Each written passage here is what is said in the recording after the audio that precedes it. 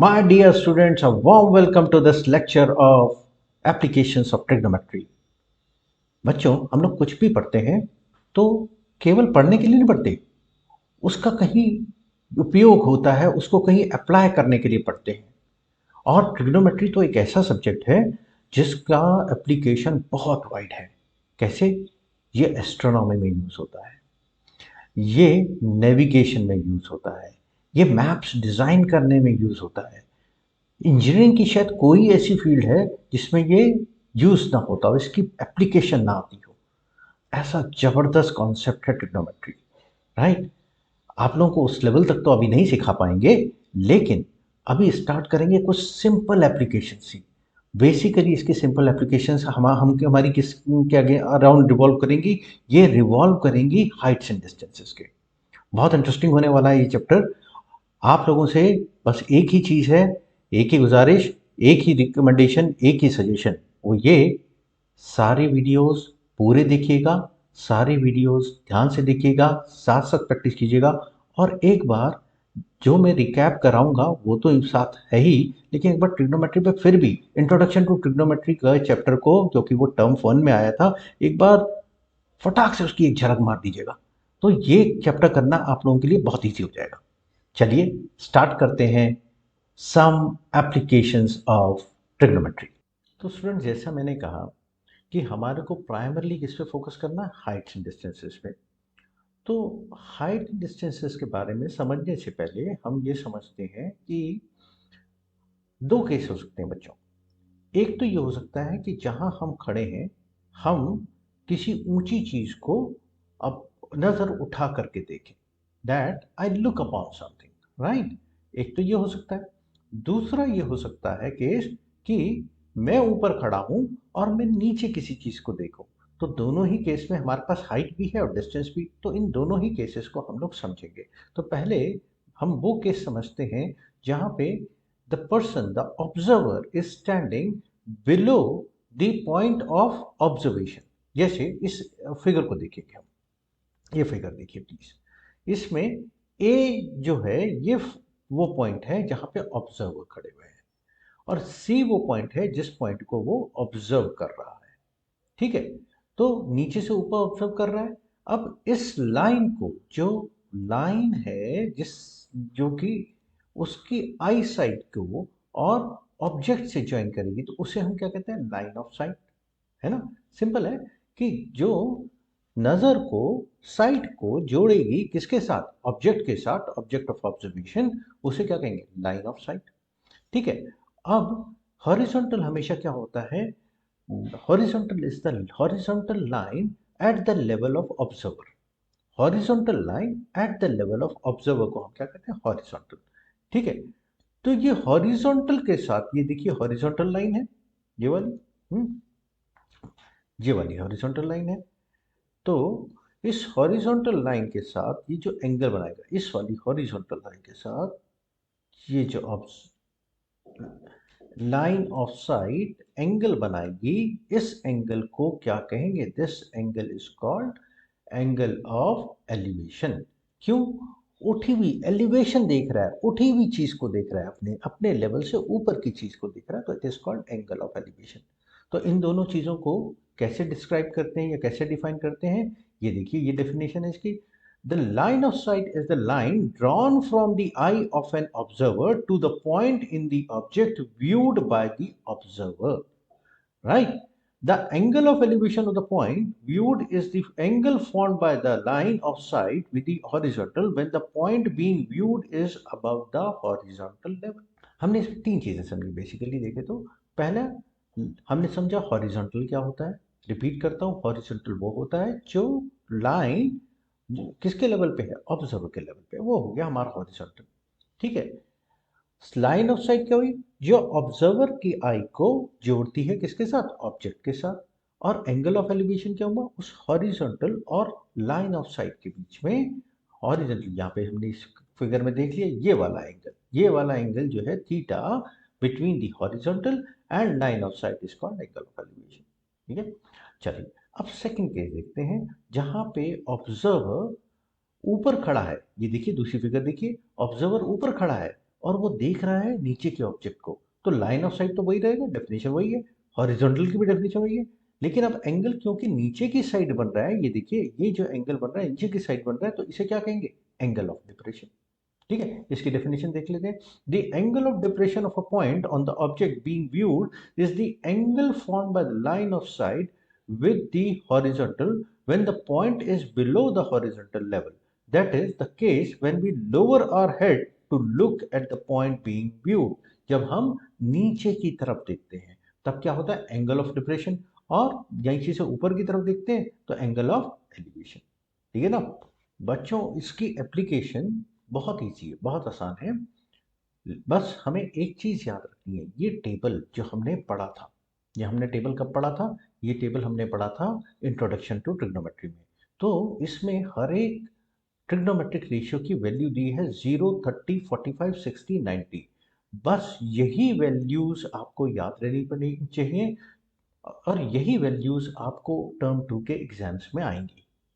ठीक है, इसको बिल्कुल टॉप ऑफ द माइंड रखेंगे हम लोग। आइए इसका पहला एग्जाम्पल देखते हैं। जैसे स्पोर्ट्स में एक्चुअल एक्टिविटी करने से पहले थोड़ा वार्म अप करते हैं ना, तो हम भी एक्चुअल एक्टिविटी से पहले थोड़ा वार्म अप कर लेते हैं एग्जाम्पल नंबर 1 लेकर के। क्या कहता है example 1, a tower stands vertically on the ground from a point on the ground which is 15 metre away from the floor of the tower. The angle of elevation of the top of the tower is found to be 60 degree, find the height of the tower. तो जरा इस question को थोड़ा ध्यान से देख लेते हैं। ये है टावर, ये है पॉइंट ऑफ ऑब्जर्वेशन, यहां से ये जो टॉप पे एंगल बना रहा है वो 60 डिग्री का बना रहा है। ठीक है, और हमारे को डिस्टेंस दिया हुआ है यहाँ इन दोनों के बीच का 15 मीटर। तो अब जरा हम समझें ये क्या है, ये एक राइट एंगल ट्रायंगल है। राइट एंगल ट्रायंगल ना, तो हमारी ट्रिग्नोमेट्री लग जाएगी भाई, है ना। तो टेंजेंट 60 डिग्री अगर हम देखें तो क्या होगा, क्या कहता है, some people have curly brown hair till painted black, तो tangent theta is equal to perpendicular upon base. ठीक है, ये देखते हैं टेन 60 परपेंडिकुलर क्या है, ये तो हमें पता करना है, जो हाइट लीजिए, बेस क्या है 15 मीटर गिवन है हमारे को, तो एच कितना हो गया 15 टेन 60, और टेन 60 की वैल्यू तो हमारे बच्चों को मुंह जुबानी याद है। तो क्या आ गया ये, अरे इतना इजी भी कोई क्वेश्चन होता है, जी हाँ, ये वार्म अप था। तो 15√3 metre is the answer of this question. चलिए नेक्स्ट क्वेश्चन लेते हैं, एग्जाम्पल नंबर 2 देखते हैं। An electrician has to repair an electric fault on a pole of height 5 metre. ये ए डी, ये वाला जो पूरा पोल है ये 5 मीटर का है हमारे पास। ठीक है जी, okay. She needs to reach a point 1.3 below the 1.3 meter below the top of the pole to undertake the repair work. उस लेडी को जो टॉप है उससे 1.3 मीटर नीचे तक पहुंचना जरूरी है ताकि वो कर सके। देखिए एक lady is what a courageous lady, है ना। World is changing, I am so happy to notice this. कोई भी जेंडर डिफरेंस नहीं रहना चाहिए इस दुनिया में, अगर इस दुनिया को इक्वेलिटी मेंटेन करनी है तो। Good. What should be the length of the ladder that she would use, हमें इस लेडर का लेंथ निकालना है, यानी कि हमें बीसी निकालना है। एक्चुअली फिगर के हिसाब से देखें तो हमें क्या निकालना है, बीसी निकालना है। When inclined at an angle of 60 degree, हमें क्या दे दिया गया, थीटा। थीटा मतलब yes, angle of elevation would enable her to reach the point of position. Also, how far from the foot of the pole would she place the foot of the ladder? वो कह रहे हैं कितनी दूर रखनी पड़ेगी, ये भी आप पता करिए। तो हमारे को डीसी भी पता करना है। चलिए डीसी भी पता करेंगे, ठीक है।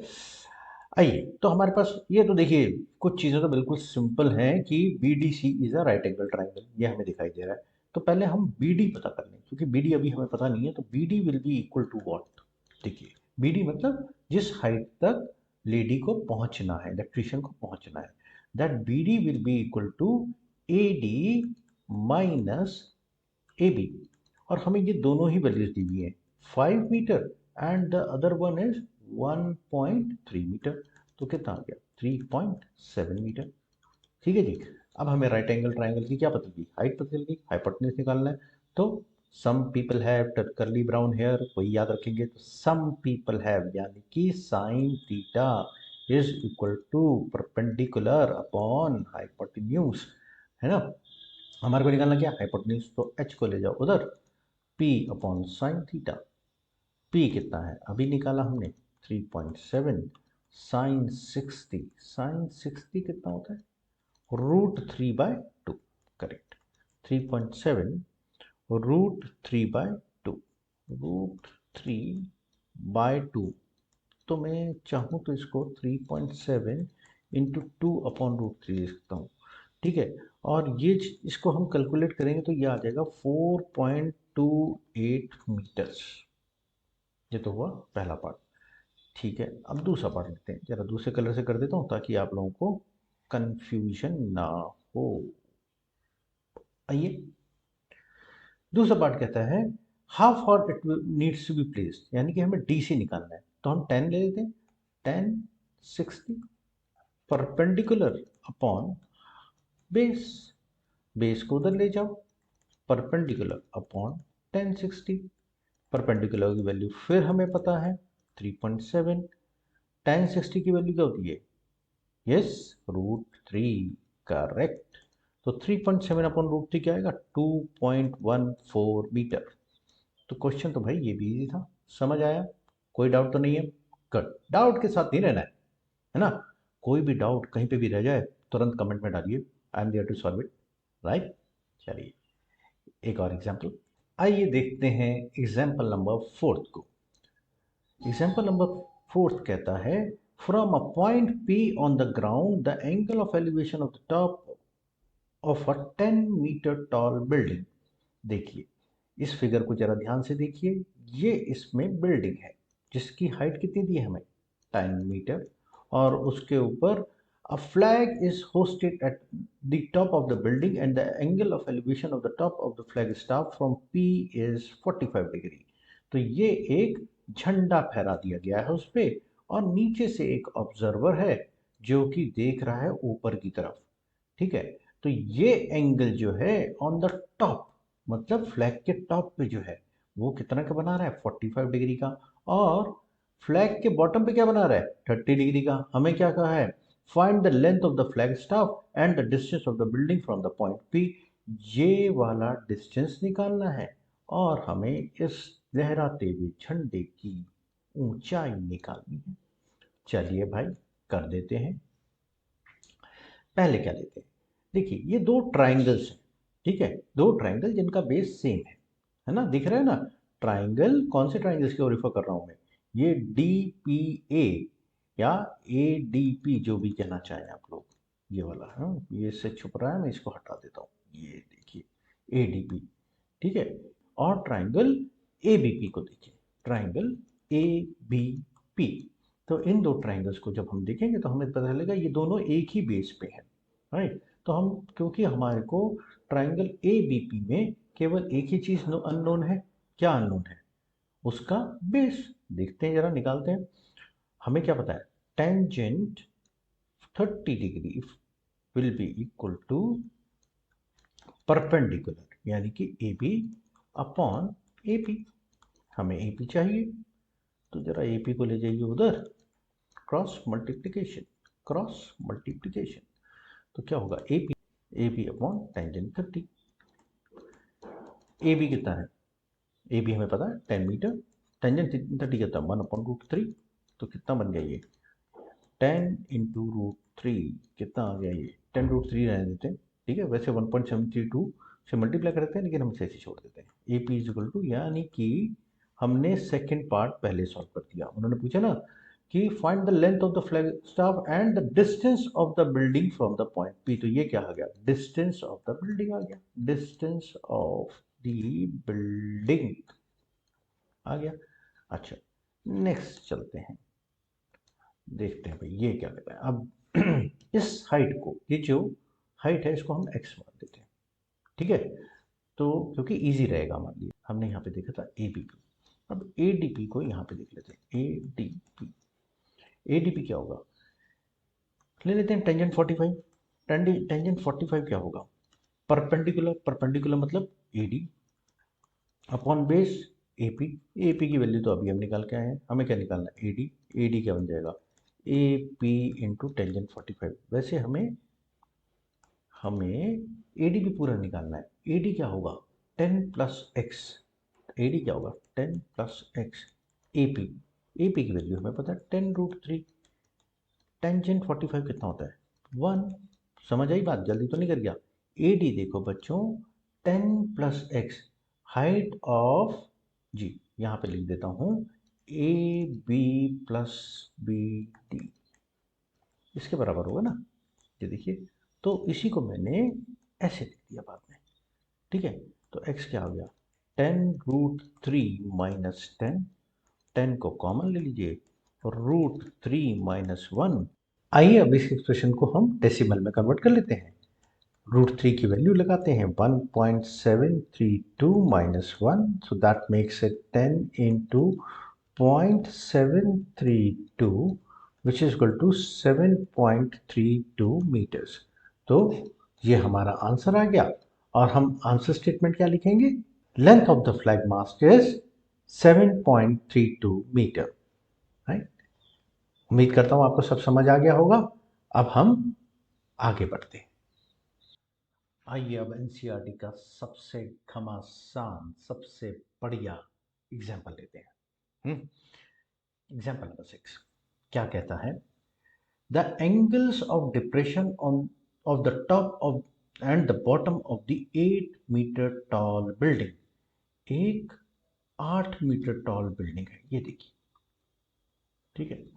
उसके एंगल ऑफ डिप्रेशन एक मल्टी स्टोरीड बिल्डिंग से लिए हुए क्या है, 30 डिग्री और 45 डिग्री, ठीक है। टॉप का 30 डिग्री, बॉटम का 45 डिग्री, ठीक।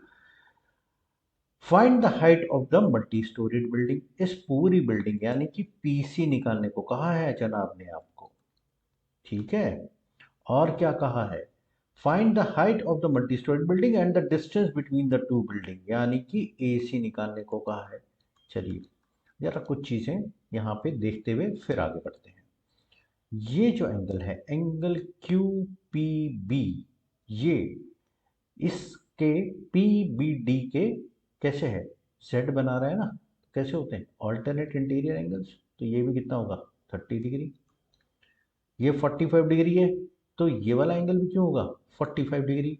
क्यों, फिर से रिपीट करता हूँ, ये देखिए, ये कर्सर मेरा देखिए, ये देखिए, ये कैसे बन रहा है, ट्रांसवर्सल में जब सेट बनता है तो क्या होता है, alternate interior angle, and alternate interior angles are always equal. चलिए बेसिक को ध्यान रखिए, काम करना होगा बहुत बहुत आसान। चलिए देखते हैं। हम आते हैं भाई, हम जरा एक एक करके एक एक ट्राइंगल को लेते हैं, एक और चीज समझते जाए यहाँ पे साथ साथ। ये जो बी डी होगा, ये बी डी मतलब ये वाली लाइन, ये देखो ये रेक्टेंगल फॉर्म हो रहा है ना, तो ए सी के बराबर होगा, ठीक है। ये इस बात को जहन में रखिए क्योंकि ये हमारा यूज होने वाला है। और ये जो ए बी है, ए बी, ये देखिए, इतनी हाइट इसकी भी बराबर होगी, तो ये क्या होगा, इसको हम यहीं पे पहले ही लिख देते हैं 8 मीटर, ताकि हमें आगे आसानी रहे। तो मैं नोट भी कर देता हूँ, D C is equal to 8 metre. यहाँ पे बाकी सब चीज़ें मैंने आपको बता दी, आप लोग ध्यान में रखेंगे। चलिए अब हम लेते हैं एक ट्राइंगल। कौन सा ट्राइंगल ले लें भाई, ट्राइंगल हम ले लेते हैं P B D. Triangle P B D, tangent 30 कितना होगा, perpendicular P D upon base B D, ठीक है। देखिए ऐसे कर लेते हैं, B D is equal to P D upon 1030। 1030 कितना होता है, 1/√3, तो क्या बन जाएगा, पी डी √3। हमें तो पी डी भी नहीं पता, निकालेंगे, इस रिलेशनशिप को याद रखेंगे, ठीक है। ऐसे कह देते हैं इक्वेशन नंबर 1, आगे काम आएगी। देखिए अब देखते हैं ट्राइंगल। ट्राइंगल देख लिया हमने, A P C. A P C क्या होगा, tangent 45, tangent 45 is perpendicular, perpendicular is P C upon base A C. ठीक है, ए सी किसके बराबर है, ए सी बी डी के बराबर है। A C since A C is equal to B D, तो मैं कह सकता हूँ क्या ये, इसकी जरूरत पड़ेगी है ना। तो पहले तो इसी को सिंप्लीफाई करते हैं। इम्प्लाइज दैट टेंजेंट 45, टेंजेंट 45 होता कितना है, one. One is equal to P C upon A C. तो इससे क्या पता गया हमें, P C is equal to A C. अरे भाई क्या क्या रिलेशनशिप निकला है। तो ये देखिए, A C is equal to B D is equal to P C, ये हमारा दूसरा रिलेशनशिप निकल रहा है। ठीक है, समझ आई बात। चलिए, तो पी सी किसके बराबर है, पी सी देखा जाए, P C is equal to P C के P D plus D C के। ठीक है, P D plus D C के। अब P C, P D plus D C, P D कितना है हमारा हमें नहीं पता, पी डी हमें नहीं पता, डी सी कितना है हमारा, डी सी है हमारा 8। तो पी सी कितने बराबर आ गया, कह रहा हूँ बी डी के बराबर। B D is equal to P D plus 8। From, कहाँ से लाए ये relationship, from second and third, second and third. B B D किसके बराबर हो गया, पी डी प्लस 8। लेकिन बी डी किसके बराबर है, अगर हम अब देखें फ्रॉम फर्स्ट एंड फोर्थ, पहले और चौथी इक्वेशन से देखें, तो बी डी किसके बराबर है, पी डी रूट थ्री। तो P D root three is equal to P D plus 8। देखिए हम क्या कर रहे हैं, एक सेकेंड आराम से समझिए। जब भी हमारे पास मल्टीपल वेरिएबल्स होते हैं तो हम क्या करते हैं, बाय सब्स्टिट्यूशन मेथड हम लीनियर इक्वेशन को इस फॉर्म में लाते हैं, कम से कम एक लीनियर इक्वेशन में जिसमें एक ही वेरिएबल हो। वही मैंने किया है, समझ आ गई ना बात। तो अब हमारे पास क्या, पी डी ही तो इसका जो है वेरिएबल है इस पूरी इक्वेशन में। ये वाली जो इक्वेशन आई है हमारी है, इस इक्वेशन को फिफ्थ इक्वेशन मान लेते हैं। अब पी डी को ट्रांसपोज कर दीजिए, तो हो जाएगा P D root three minus P D is equal to 8। ठीक है, इसका स्क्रीनशॉट ले लीजिए क्योंकि मुझे थोड़ी और जगह की आवश्यकता है, तो मैं इसको क्या करूँगा, इरेज करूँगा। अब देखिए मैंने इसमें जो हमारे को यूज़ करनी है वो इक्वेशंस रखनी है। हमने ये तीन रिलेशनशिप्स यूज़ करनी है, एक एक करके हम इसे यूज़ करेंगे। तो उसी को सिंप्लीफाई किया मैंने। पी डी हमारे पास क्या आ गया था, पी डी हमारे पास आया था P D root three is equal to P D plus 8। ठीक है ना। अब मैंने इसको यहाँ से यहाँ ट्रांसपोज किया, तो क्या बन गया, P D root three minus P D is equal to 8। अब पी डी को कॉमन लिया तो root three minus one is equal to 8। अब पी डी की वैल्यू हमारी आ गई कितनी, 8 upon root three minus one.